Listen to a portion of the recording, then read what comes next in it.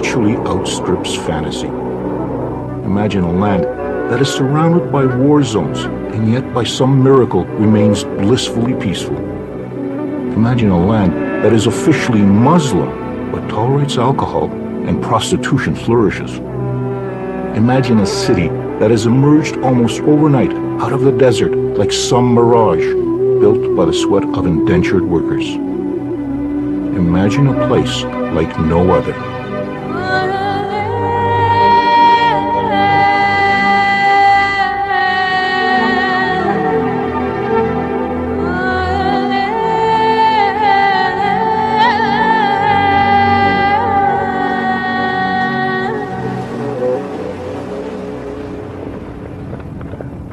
It's unusually quiet this morning at the old Camel racetrack in Dubai. All the real excitement is happening just down the road. For today is the final meet of this year's racing season. Horse racing, that is. It is also the social event of the year where the rich and mighty get to mingle with the lower strata of Dubai society. They've all come here to witness the richest horse race in the world. At this year's Dubai World Cup, just over $21 million is up for grabs. However, there will be no wagering by the public at this event, for Dubai is a Muslim state, and gambling is forbidden. Nope, all that money will go to the owners of the winning thoroughbreds. And among those owners is the host of this event, Dubai's leader, His Highness Sheikh Mohammed bin Rashid Al Maktoum.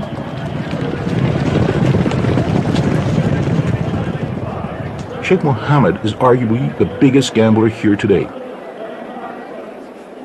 He's betting that his vision of Dubai as the center for a 21st century Arabian Renaissance will prove to be a winner. Sheikh Mohammed came and said this is now a time for Dubai to go global, to surpass its locality and the region and try to reach to the furthest possible point in the globe. To help fulfill his vision, Sheikh Mohammed turns to the male members of his ruling Maktoum family. They help run what is known as Dubai Inc. For Dubai functions like a family business, but a family business whose CEO is not afraid to take risks. A stunning example of Sheikh Mohammed's risk-taking juts out of the Arabian Gulf. There was an idea to put a hotel on land, and His Highness said, no, we want something dramatic, something inspiring coming right out of the sea, so we would build our own island and we would build a hotel on the Burj Al Arab island. Burj Al Arab, Arabic for the Arabian Tower, is linked to the mainland by a closely guarded causeway, one way to keep gawking tourists from this many-splendored edifice described by the media as the only seven-star hotel in the world. The market called it 7-star. There may not be a 7-star hotel, but I would certainly claim that it is the most luxurious hotel in the world. Burj Al Arab, with its gold leaf, marble, satin, and crystal, oozes over-the-top opulence. Almost the height of the Empire State Building, it is also an engineering wonder, with a Teflon-coated veneer shaped like a sail. At this hotel, there are no rooms to rent, only double-floor suites, a mere 202 of them, with rates starting in the low thousands.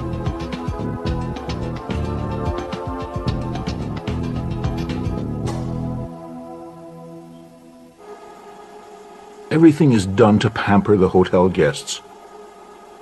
From the personal butlers who are on call 24 hours a day, to a fleet of hotel courtesy cars. Well, not just any fleet, for after all, this is Sheikh Mohammed's very own dream hotel. Sheikh Mohammed said they have to be white and they have to have blue interiors. So you will notice all of our Rolls Royces, I think we have 16 of them now, including the new Phantoms. They're all white and they all have blue interiors, and that will be very much continue to be the hallmark of the Burj Al Arab long into the future.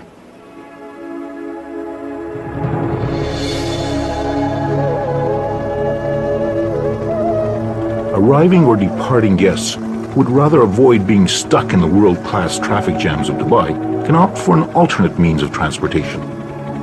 The hotel's helipad is used sparingly. Guests complained about the noise. The helipad, though, was the site of a great publicity stunt.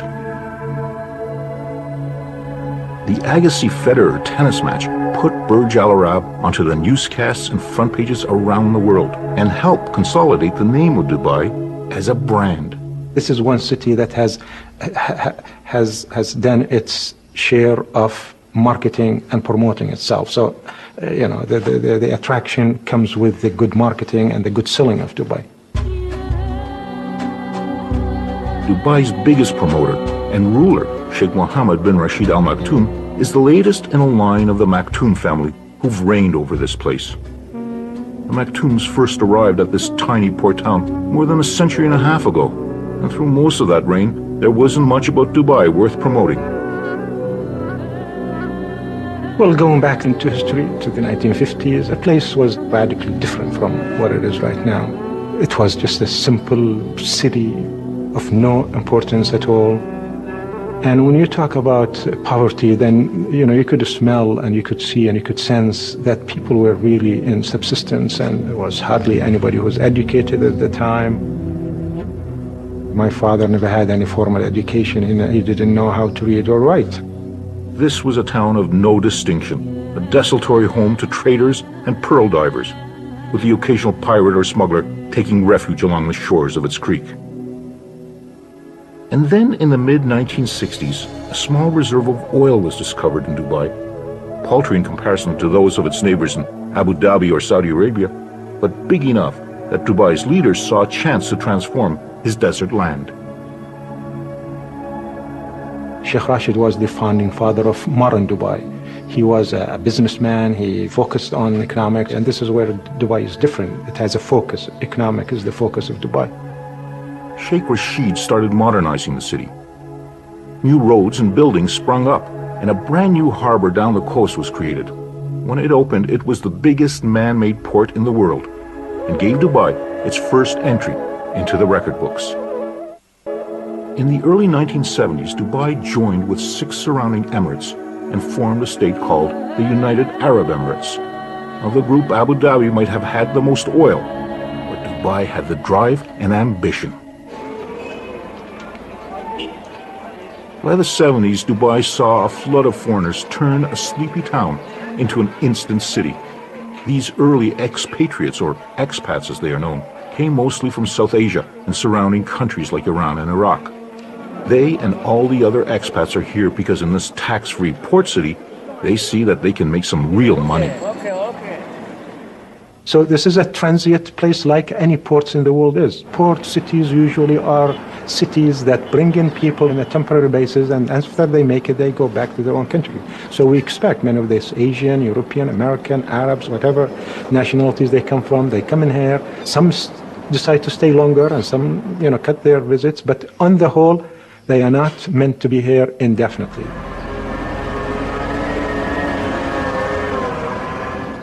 That's certainly what Hans Kraus, an architect from Canada, thought when he arrived in the early 90s. This was going to be a temporary job for him. 16 years later, he's still here. I came in July 91, and Dubai is basically unrecognizable. It's a completely different town. When I come from my place, as you approach Sheikh Zayed Road, you can see the entire horizon like a brown haze, which is the pollution. Hans Kraus is working on a structure that will soar above that pollution and will become the latest addition to Dubai's growing list of superlatives. When finished, the Burj Dubai, a hotel, office, and residential complex, will lay claim to the title of the tallest building in the world. The pace of construction is amazing. Close to 6,000 men work round-the-clock shifts at the tower, which rises 2 floors in a week. By the summer of 2007, it had already surpassed Toronto's CN Tower as the world's tallest freestanding structure. Hans Kraus's job as executive architect is to make sure that all the interior finishes are completed as specified. I guess we've just got to make damn sure that the fire rating gets maintained here. While the bulk of the building is constructed of reinforced concrete, the top part will be steel, allowing for the possibility of adding additional stories if needed or wanted. The building, I can tell you that it will be more than 700 meters and it will be more than 160 stories. And it was designed by Skidmore, Owings & Merrill with the possibility of changing the height. This $20 billion project is a development by a publicly traded Dubai company called Emaar, with one very large minority shareholder, the government of Dubai. And that government is, of course, Sheikh Mohammed and the Maktoum family.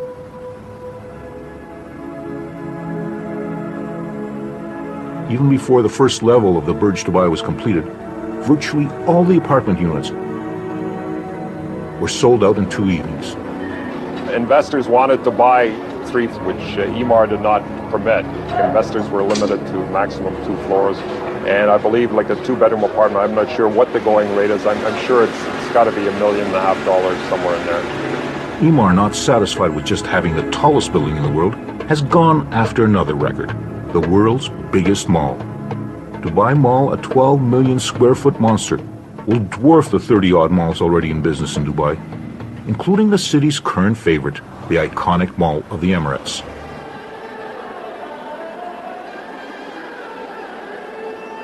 When the shop till you drop crowd tires of trolling through the 450 shops and restaurants, they can check out the temporary kiosks, selling perhaps the most popular item in all Dubai: real estate. The real estate market is red hot. Properties are grabbed up on the basis of nothing more than some models and brochures. Owners flip newly purchased apartments 3 or 4 times before a single grain of sand has been moved. Some are concerned that this property bubble might burst overnight, but that hasn't stopped the buying frenzy. How did you make the money? I bought it at 750. Oh, very good.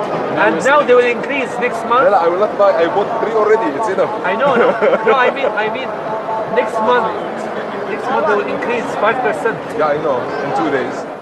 Dubai is known as one of the fastest growing cities in the world. This massive urban development is driven by Sheikh Mohammed's decision to turn Dubai into a hub for finances, services, and especially tourism. And here at the Mall of the Emirates, one of the biggest tourist attractions is its indoor ski hill, kept at a steady -2 degrees Celsius, even as temperatures outdoors might soar into the 50s. There are plans to open another ski hill, which will not only be the world's largest, but its slope will revolve. Another first for Dubai. Dubai is caught up in a building frenzy. Something like 1/5 of the world's construction cranes are here on this piece of land that's smaller than Canada's Prince Edward Island. While the construction cranes of the giant building developer Emaar jostle for space in the skies over Dubai, there's another development company jostling for other bragging rights in this land that craves superlatives. A company known as Nakheel is behind the extraordinary man-made island developments visible from space as they emerge out of the Arabian Gulf. It is a construction conglomerate that is ultimately owned by Sheikh Mohammed and the Maktoum family. Yeah, that's exactly. So we can actually Among the senior management at Nakheel is a Canadian. Robert Lee was recruited from Vancouver, where he worked on some of that city's largest property developments.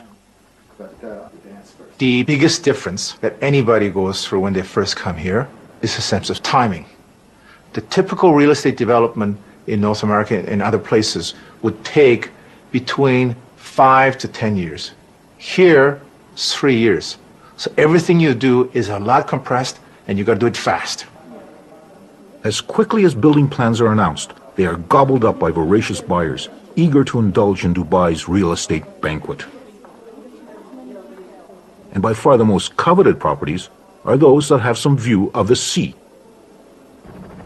If you look at Dubai from one end to the other end, it's about 65 kilometers of shoreline.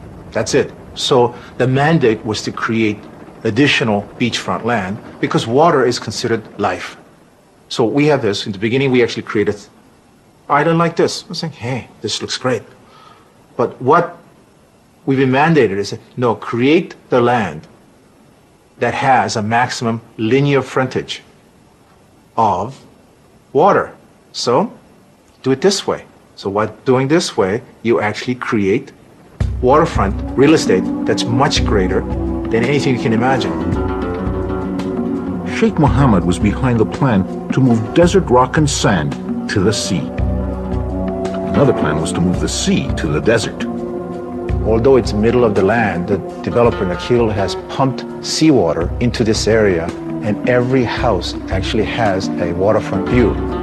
One of those houses with a waterfront view belongs to Robert Lee. When this house was first marketed, this was just nothing but desert, and it was marketed about $700,000. We're sitting on a quarter acre. House is about 5,000 square feet, so it's considered estate lot. Now it's about $2.5 million in 3 years. 27. So what's so cold about it? I think there is a overriding feeling from people who are coming here and saying this is just a temporary place. I am here just to make money, 2, 3, 4, 5 years, and I'm going to be out of here. When my bank account reaches a certain level, that's it, I'm back. For many expats, Dubai is like some kind of economic oasis, a place to stop briefly, replenish the bank account, and then move on. Sometimes I feel somewhat lonely and then think about our families in Vancouver. So my heart is always in Vancouver. I really want to go back. Yeah. That's why we go back every summer. I really want to go back for good. Yeah. My time is numbered.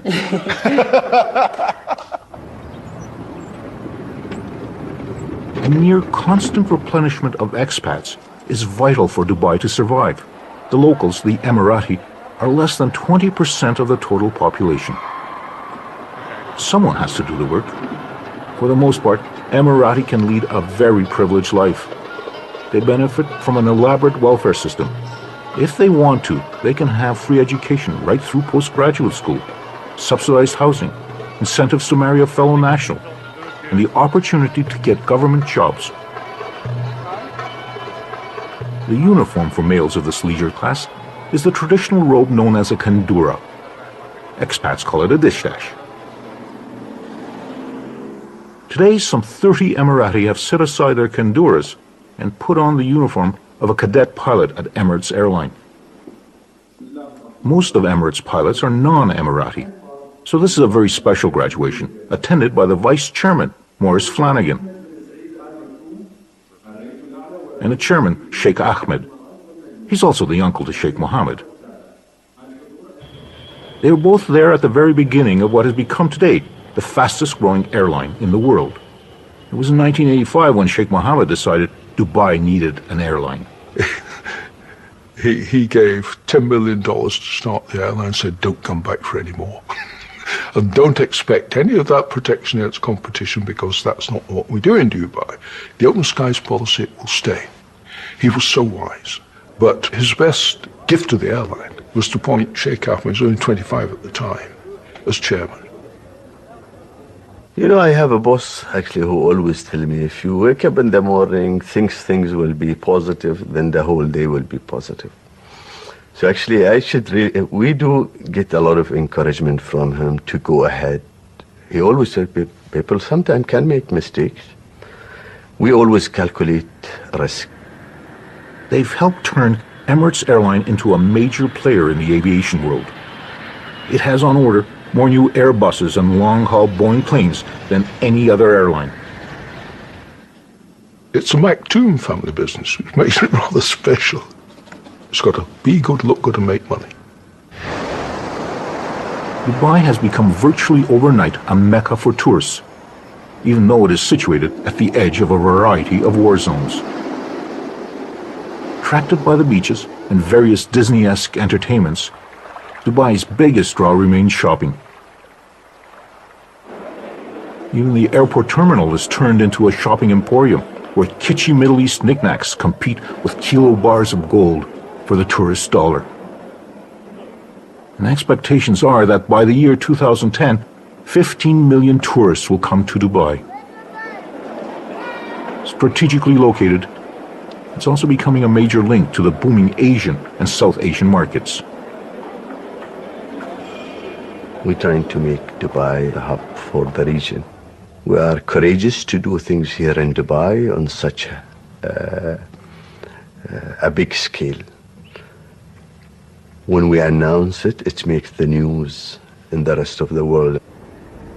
The latest news is that out in the desert, Dubai is building not only the world's largest airport, but also potentially the world's busiest. Eventually, it will accommodate something like 145 million passengers a year. People say, you don't talk about airports more than 100 million. We talk about this stuff in Dubai. we know that it's made to work in Dubai. As the sand is moved to create another gargantuan project, destined for the record books, there is one record that Dubai can be less than proud of. Wherever another of Dubai's monumental projects pops up, they are there. They are the muscle that pours the concrete, moves the sand, ties the steel rods. They are the manual laborers who are behind the construction boom of Dubai. They come from India, Pakistan, Sri Lanka, Bangladesh, and China. There's almost 1 million of them, and they're here for one reason only.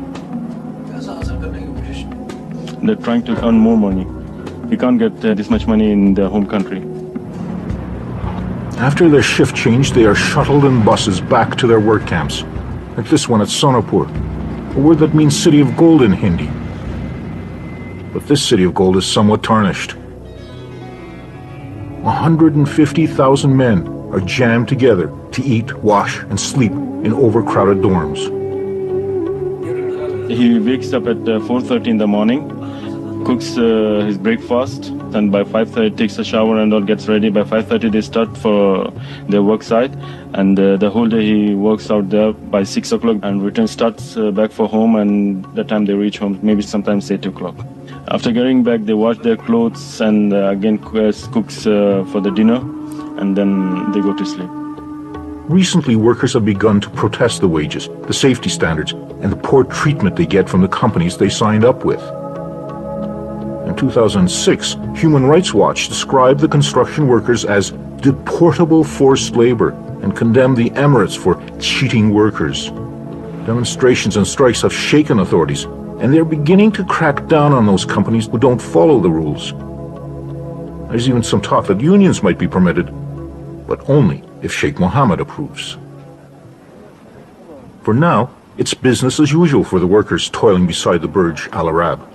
Sheikh Mohammed must have agreed to another beach development. The announcement to the surprised locals came in the form of a wall cutting them off from the existing public beach. We have this beautiful public beach. They decided to build a hotel. You know, here it's all about hotels. So they just blocked this beautiful beach and they put a wall. On weekends, Melanie Janelle comes down to skate along that beachfront. She has a passion for skating. In Montreal, she was a figure skater, almost making it to Canada's national team. And just as it is in Canada, skating outdoors here turns out to be definitely a seasonal pastime. During summer, it's so hot that if you want to do sport, you have to do it in the morning, 6 o'clock in the morning, because at 7 o'clock, it's already like 40 degrees, so you just forget about it. I've been here for 1.5 years. The first year was quite difficult to find a place where to live. I rented a villa not really far from the beach, and I have 4 roommates.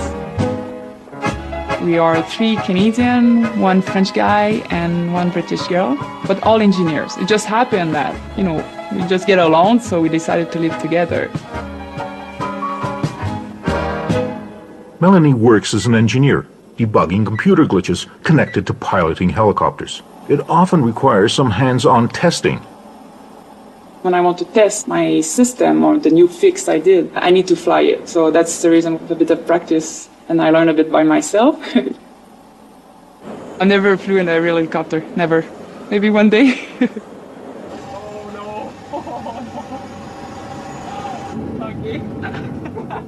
Simulators can help pilots prepare for real-life situations. But there's no simulator that prepares expats for the realities of the Great Divide between them and the local Emirati. At my work, there's no Emirati. Yeah, there's just no opportunity to meet them. The culture is different. Yeah, they are different. Adding to the cultural divide is a slew of local rules expats are expected to know and follow. So they have a lot of regulations for us, which is normal, you know, all these strangers coming to your country. So we need a permit for the alcohol. Everything we need a letter from our company, and they mention about our salary. For the alcohol permit, depend on your salary, you can buy a little bit more per month. So you get a high salary, okay, you can get drunk a lot. But this is also a land which has Sharia law. And it's not just Muslim women's rights that are affected. It's not easy to be a woman here, and especially single. So what I do sometimes, like everything about car, about the bank, or if I have any trouble, I call my colleagues and they help me. So they just pretend that they are my husband. So I do that often, yeah. Yeah, like here, the culture, the Arabic culture and the Indian culture, they see women differently. And I want to know more about their culture, and especially the women, because it's more difficult to talk to them. You don't see them often. You see them at the shopping center. Otherwise, on the street, they're just in the car and they just don't see inside. We have to understand, like, we are in a Muslim country, so, but it's okay. At the home of Alia Al-Shamsi, it's not uncommon to find her in the traditional Dubai black gown known as an abaya. We wear whatever most women wear, but with just the black on top. We wear it for cultural and heritage reasons. This is part of our identity. A few people think, oh, they're oppressed and this is not a good thing, and you know, why do you wear it? I see it like, why not? You know, I'm living here. It's part of the culture. And it's a nice thing to show that this is what Emiratis wear. We want to hold on to our culture, but we can't really live that kind of life our grandfathers had, because obviously everything has changed.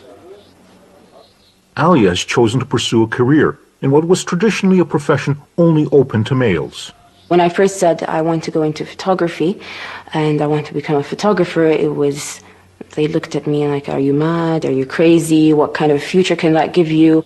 Working as one of the first professional female photographers in Dubai does have some advantages. I know the people, and being a national makes it a lot easier on me. So I can go into places, I can talk to people, and I can gain their trust. Especially being a woman, I've actually noticed that I gain their trust, because I walk into a house, I walk into a home, and I'm not a threat. I'm not seen as a threat. I'm a tiny little girl with a camera, and then, so they tend to relax. Smile, Betty. The newest generation of Emirati is not satisfied with following stereotypes. Ahmed Ben Shabib, along with his twin brother, have started Dubai's newest lifestyle magazine called Brown Book. We feel that Brown Book will become a lifestyle medium for communication from the Middle East by a younger generation from within this market to the international population. First of all, it's for people like me. I'm the next generation in the market. I speak English. We speak the international language of business, which is English, and we actually grasp it much easier than Arabic. And we wanted to go global. We wanted to go international. Their other new enterprise is certainly a lot less global in scope. Brown Bag is an online store that delivers within the hour, any hour, within Dubai. So basically it's groceries, magazines, movie rentals. And ever since our launch last year in July, we've rounded up about 7,500 customers in Dubai, and we get about 70,000 hits a week. These are brand new endeavors, breaking with what was the family's traditional business, real estate development. The previous generation came and they joined the family without any questions, without any hesitations. I think we face, as a second generation, a frustration of breaking the norm, whether it be socially breaking the norm or in the business life. And we want to become basically participants to the international community. However, there is one tradition that the new generation is loath to give up. That long white cloak that's been worn by Emirati men for centuries. If you look at us as a new generation, I'm wearing the Kandora. Why do I wear this? I think it's just identifying our roots and trying to communicate our roots, whether it be in our business, whether it be in our social conduct, or whether it be in our lifestyle, whatever it may be. Currently, the fashion is for young, with-it Emirati men to doff their headscarves at work. They also seem to have given up on their razors. I think, the stubble, I think Brad Pitt inspired us. No, I think it's just how we express ourselves. And I think I think it's attractive to the girls as well, so. Seeing superficial cosmetic changes might be one thing, but a more surprising change is going on at the battle for the beach. That wall, which put an end to access to the beach, had generated a rare public outcry among the expats. Last week, somebody started petition. And, on internet it can go really, like, a lot of people sign. And I signed. I sent that to all my friends. And lucky we are, they decided, okay, we're going to stop this. They will remove the wall. And then all the expats will be able to go again on the beach. It seems that the man with the unelected supreme authority, Sheikh Mohammed, had actually listened to the people, even if they were just expats. Dubai has become a magnet for the young and ambitious from around the world, drawn by the lure of opportunity and money. It's basically all expats here. So I live here, and this is just one room. Basically what I've got here, I've got my bed. There are 2 side tables. It's a furnished room. And I've got a chest full of my clothes and a fridge. And there's a bathroom on the side. This costs me 5,500 dirhams a month.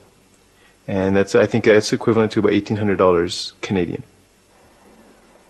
Devinder Rowe is 31 years of age.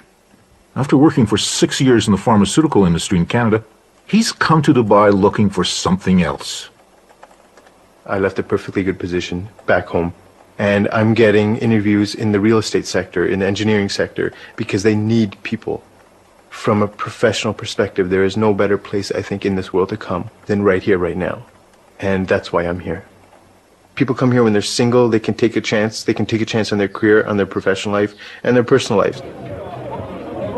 People come here for 2 years, 3 years, and they want to go home.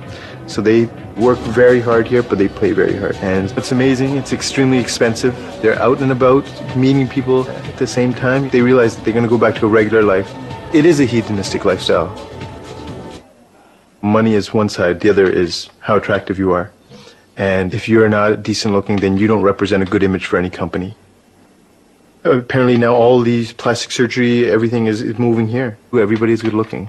You go out to the bars and everything, everybody's fit because people are so conscious of what they look like. I find everybody is attractive, except me. With so many South Asians working and living in Dubai, a place that some call the best-run Indian city in the world, Devinder should by rights fit right in. I'm visibly Indian, visibly Sikh. People treat you a different way. You go into the shopping malls, you go into the stores, and you're always the second to be attended to. If there's a local in the area, then they're always the first to be, helped. One time I was ordering food, and the food was basically right at the front, ready to go. He was going to bring it to my table, and a local came in, said he can't be served before I am, and kind of moved me aside, and he sat down.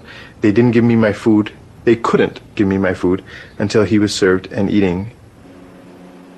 The Emirati are acutely aware that this tsunami of foreigners is having a profound impact on them and their lives.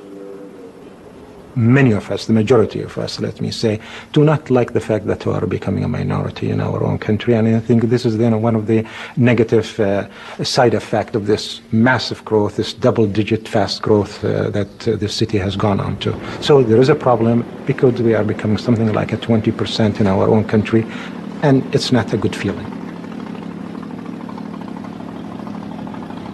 Many nationals, they would feel that they are strangers on their own land, especially if they go to the old quarter market. If you go sea of different nationalities, an Arab wearing a traditional cloth will be just a drop in that sea.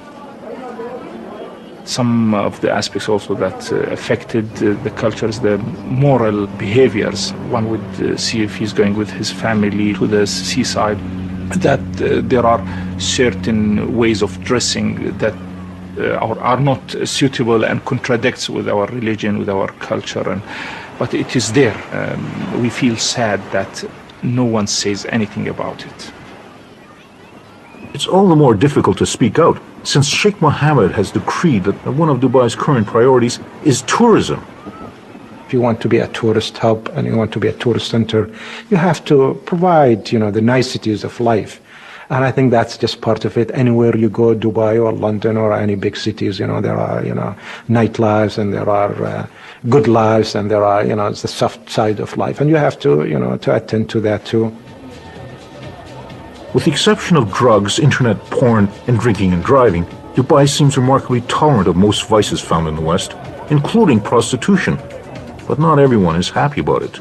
Of course, it's an offense to see a prostitute either walking in the street or being in the hotel, or dressing or calling her clients publicly, and it's outrageous to find such a thing in Arab and Muslim country. One nightclub had become particularly notorious. Every night, up to 600 women from former Iron Curtain countries in Asia, officially here as kindergarten teachers or domestic help, would show up to work the night shift. No one is saying why it suddenly closed its doors, but prostitution continues to thrive, even though it is officially illegal. And if that's what attracts the expats and what makes them feel comfortable, and if that's their business and if that's what they want to do, so be it, This is not an invitation for the Muslims to be corrupted. If they don't want to touch these places, there are plenty of mosques, there are plenty of prayer places that you could go to. So you don't have to go to the bars and to the nightclubs and to the what have you, So I think this is a place that have recognized that diversity is essential. Non-Muslims are allowed to practice their religion. Virtually every Christian denomination has a house of worship. There's even a temple that Sikhs and Hindus use, but still no synagogues. And it's still officially forbidden to enter the country using an Israeli passport, although there are no prohibitions against Jews traveling to Dubai.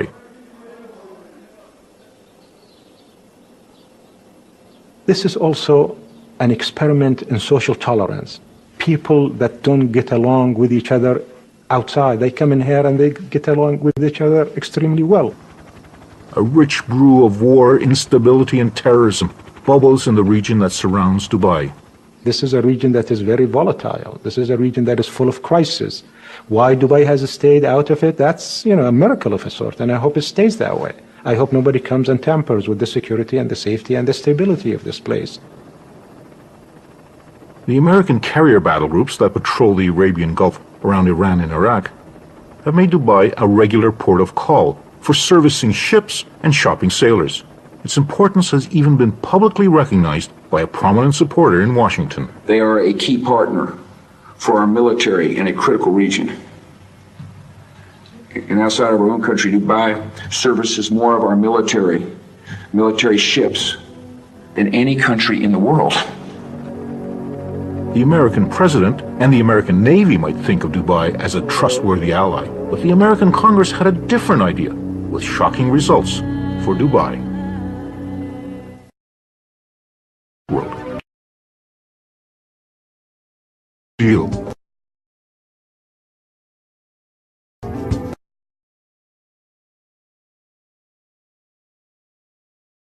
A political firestorm broke out in Washington. Security concerns, ultimately scuttling the deal.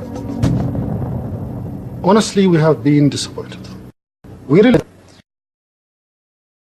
within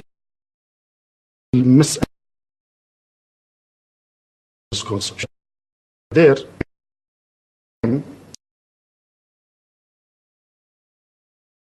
self West.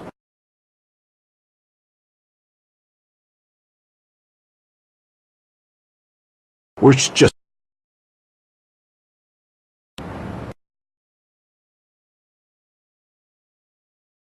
office here.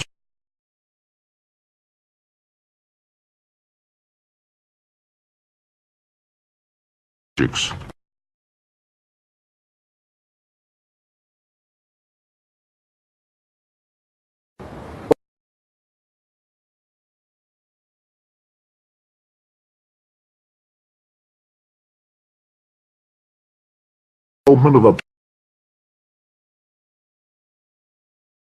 for us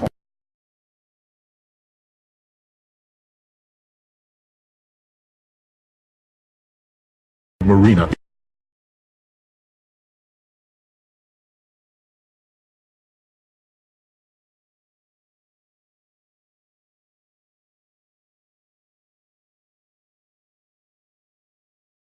Begin with.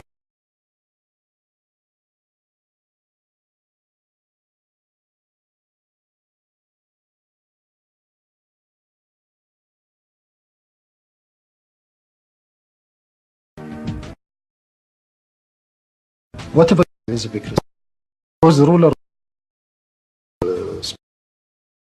speeches to us, to a smaller group, he said, one upon a time, I, as a leader, keep Dubai the way it is, a traditional state, or take a totally different direction and take the risk. And at that time, we started to think beyond the box. Thinking beyond the box has also meant moving beyond the borders of Dubai. The Jumeirah Group, another of Dubai Inc.'s corporations, is out there buying high-end hotel operations, including New York City's Essex House Hotel. Bourse Dubai, a Dubai Stock Exchange holding company controlled by Sheikh Mohammed, is in the process of buying almost 20% of NASDAQ, one of the U.S. key stock exchanges, and almost 30% of the London Stock Exchange. Dubai Inc. is also investing in another desert city, Las Vegas.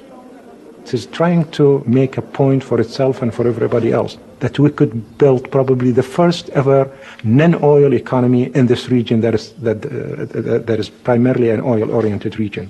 And we could make a non-oil economy that is infinitely better than an oil-based economy. Dubai's impact on its immediate neighbors is already having an effect. As Burj Dubai continues to soar ever upwards, Saudi Arabia, Bahrain, Kuwait, and Qatar have each announced plans to erect even taller buildings. The latest report is that they will be joined by another company from, of all places, Dubai. Nakheel, another member of Dubai Inc., has plans to surpass the Burj Dubai. The race is on. Evening by the time the last and the richest of the races at the Dubai World Cup are run.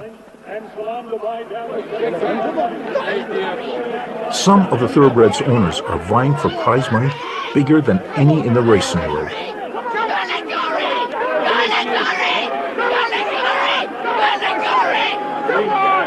But Sheikh Mohammed is betting on something even bigger, a city-state unlike any in the world today.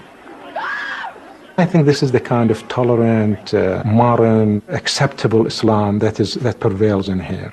And this is Islam that goes along well with modernity, goes along well with globalization, that is not extremist or fundamentalist in any way, and I hope this is the kind of Islam that is spreads around.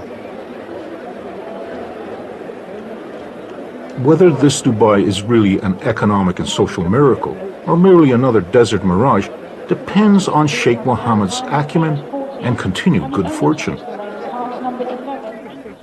And unfortunately for Sheikh Mohammed, this year's winning purse of $6 million was not won by him.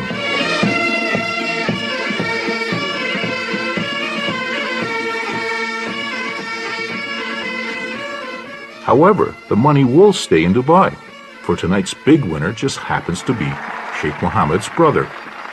One way or another, Dubai Inc. looks like it's still on a winning streak.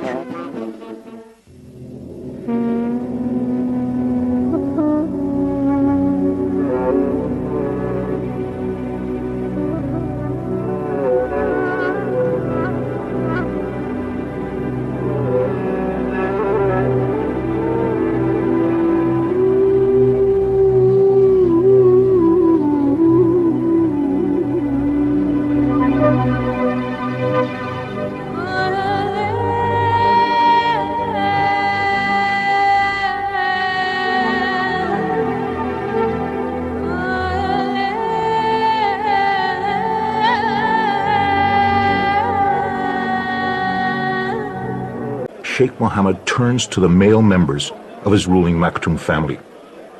They help run what is known as Dubai Inc.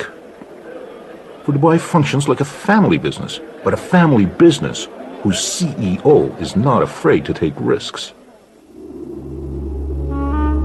stunning example of Sheikh Mohammed's risk-taking juts out of the Arabian Gulf. There was an idea to put a hotel on land, and His Highness said, no, he said, we want something dramatic, something inspiring, coming right out of the sea, so we would build our own island and we would build a hotel on the Burj Al Arab island. Burj Al Arab, Arabic for the Arabian Tower, is linked to the mainland by a closely guarded causeway, one way to keep gawking tourists from this many-splendored edifice described by the media as the only 7-star hotel in the world. The market called it 7-star. There may not be a 7-star hotel, but I would certainly claim that it is the most luxurious hotel in the world. Burj Al Arab, with its gold leaf, marble, satin, and crystal, oozes over-the-top opulence. Almost the height of the Empire State Building, it is also an engineering wonder. Guests complained about the noise. The helipad, though, was the site of a great publicity stunt. The Agassi Federer tennis match put Burj Al Arab onto the newscasts and front pages around the world and helped consolidate the name of Dubai as a brand. This is one city that has done its share of marketing and promoting itself. So, the attraction comes with the good marketing and the good selling of Dubai. Dubai's biggest promoter and ruler, Sheikh Mohammed bin Rashid Al Maktoum, is the latest in a line of the Maktoum family who've reigned over this place. The Maktoums first arrived at this tiny port town more than a century and a half ago, and through most of that reign, there wasn't much about Dubai worth promoting. Well, going back into history to the 1950s, the place was radically different from what it is right now. It was just a simple city of no importance at all. And when you talk about poverty, then, you could smell and you could see and you could sense that people were really in subsistence and... The social event of the year, where the rich and mighty get to mingle with the lower strata of Dubai society. They've all come here to witness the richest horse race in the world. At this year's Dubai World Cup, just over $21 million is up for grabs. However, there will be no wagering by the public at this event, for Dubai is a Muslim state, and gambling is forbidden. Nope, all that money will go to the owners of the winning thoroughbreds. And among those owners is the host of this event, Dubai's leader, His Highness Sheikh Mohammed bin Rashid Al Maktoum.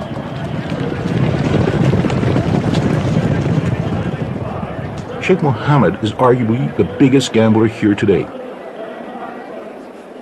He's betting that his vision of Dubai as the center for a 21st century Arabian Renaissance will prove to be a winner. Sheikh Mohammed came and said this is now a time for Dubai to go global, to surpass its locality and the region and try to reach to the furthest possible point in the globe. To help fulfill his vision, with a Teflon-coated veneer shaped like a sail.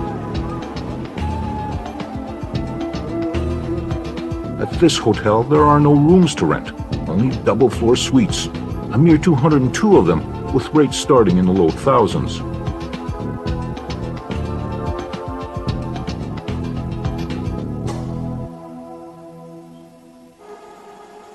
Everything is done to pamper the hotel guests. From the personal butlers, who are on call 24 hours a day, to a fleet of hotel courtesy cars. Well, not just any fleet, for after all, this is Sheikh Mohammed's very own dream hotel. Sheikh Mohammed said they have to be white and they have to have blue interiors. So you will notice all of our Rolls Royces, I think we have 16 of them now, including the new Phantoms. They're all white and they all have blue interiors, and that will be very much continue to be the hallmark of the Burj Al Arab long into the future.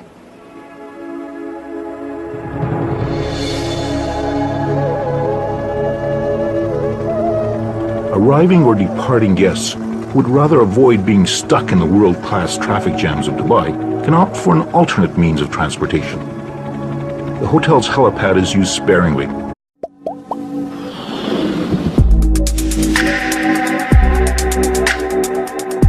It actually outstrips fantasy. Imagine a land that is surrounded by war zones and yet by some miracle remains blissfully peaceful. Imagine a land that is officially Muslim but tolerates alcohol and prostitution flourishes. Imagine a city that has emerged almost overnight out of the desert like some mirage built by the sweat of indentured workers. Imagine a place like no other.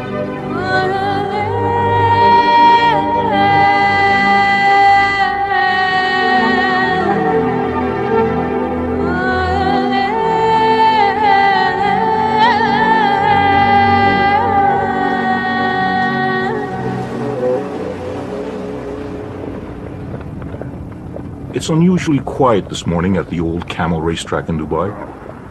All the real excitement is happening just down the road. For today is the final meet of this year's racing season. Horse racing, that is. It is also